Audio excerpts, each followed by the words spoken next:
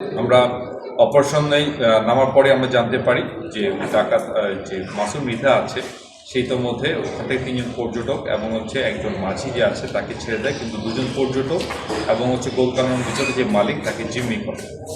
পরবর্তীতে আমরা গোয়েন্দা তথ্য, ড্রোন ফুটেজ এবং ফিনান্সিয়াল ফুটপ্রিন্ট আমরা অনুসরণ করে আমরা সুন্দরবনে, দাকোপে এবং খুলনা তেরোখাদায় আমরা ব্যাপক সাঁড়াশি অভিযান পরিচালনা করি এবং অভিযান পরিচালনা করে আমরা ডাকাত মাসুম মৃধার যে 7জন সহযোগীকে আমরা গ্রেফতার করি। এই 7জন সহযোগী প্রাপ্ত তথ্যের ভিত্তিতে আমরা গত 7 জানুয়ারি আমরা তেরোখাদায় একটা বিশেষ অভিযান পরিচালনা করা হয়। এই বিশেষ অভিযানের মাধ্যমে আমরা এই ডাকাত দলের প্রধান এবং মূল হোতা আমরা মাসুম মৃধাকে আমরা গ্রেফতার করি। এই সময় মাসুম মৃধার দেওয়া তথ্যের ভিত্তিতে আমরা সুন্দরবনের ডাংমারি খালে গাজী ফিশ যে হ্যাচারি আছে সেই সংলগ্ন এলাকা হতে আমরা মাটির করে 3টি পাইপ গান, 4 রাউন্ড ব্ল্যাঙ্ক কার্তুজ এবং 8 রাউন্ড লাইভ কার্তুজ, আমরা এছাড়া একটা চাইনিজ কুড়াল, 2টা দেশীয় কুড়াল এবং জিম্মিদের থেকে যে সকল মালামাল তারা আটক করে রেখেছিল তার মধ্যে মোবাইল ফোন রয়েছে এবং ঘড়ি রয়েছে, সেগুলো আমরা উদ্ধার করি।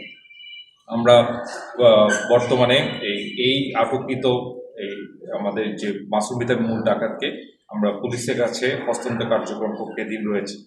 উল্লেখ্য যে কোস্টগার্ড গত 1 বছর সুন্দরবনে ডাকাত ও জলস্য বিরোধী অভিযান পরিচালনা করে মোট 38টি আগ্নেয়াস্ত্র, 2টি হাতবোমা, 74টি দেশীয় অস্ত্রের বিপুল সরঞ্জামাদি, 448 রাউন্ড কার্তুজ এবং জিম্মি থাকা 52 জন নারী ও পুরুষকে উদ্ধার করে।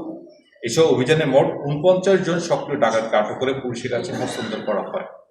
কোস্টগার্ডের ধারাবাহিক অভিযানের মাধ্যমে আসাবুর বাহিনী, হান্নান বাহিনী, আনারুল বাহিনী, মঞ্জু বাহিনী এবং রাঙ্গা বাহিনীকে সম্পূর্ণভাবে নিষ্ক্রিয় করা সম্ভব হয়েছে। এছাড়াও অস্ত্র ও গোলাবারুদ সহ একাধিক ডাকাত সহযোগী আটক করায় ছোট সুমন বাহিনী এবং কাজল মুন্না বাহিনী ক্রমশ কোণঠাসা হয়ে পড়েছে। পাশাপাশি বর্তমানে শক্তি পরিসরী বাহিনী, জাহাঙ্গীর বাহিনী ও দয়াল বাহিনীকে দমনে কোস্টগার্ড টহল এবং গোয়েন্দা নজরদারি বৃদ্ধি করেছে। সুন্দরবনের দীর্ঘমেয়াদী নিরাপত্তা নিশ্চিত করার লক্ষ্যে বাংলাদেশ কোস্টগার্ডের জনবল বৃদ্ধি, কৌশলগত অবস্থানে নতুন স্টেশন স্থাপন, দ্রুতগামী স্পিডবোট সংযোজন এবং আধুনিক ড্রোনের মাধ্যমে নজরদারি বৃদ্ধি করা অতীব প্রয়োজন।